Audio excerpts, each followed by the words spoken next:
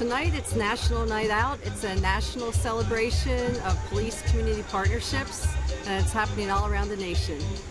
We are celebrating the engagement our community gives to us to make Fairfax County the safest place to live, work, play, and yes, grow old.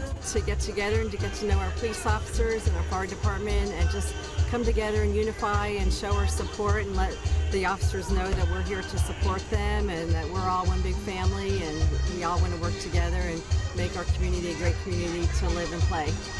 It's really important for families to get to know our police officers and to know that they can actually talk to the officers and trust them. So it's all about, learning the officers, knowing that they are here for us, and for children to actually see that they are human beings and that they're just like all of us and they all have families too. And so it's just great to bring everybody together. Because this is the moment that we celebrate each and every day that we do our shift work, the difficult things.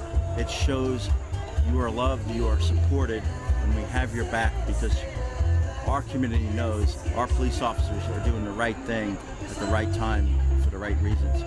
We do it every year, so there's no plans on stopping, and each year it gets a little bit bigger, so our HOA supports the whole event, so we're glad to continue the event and do as much as we can to show our support.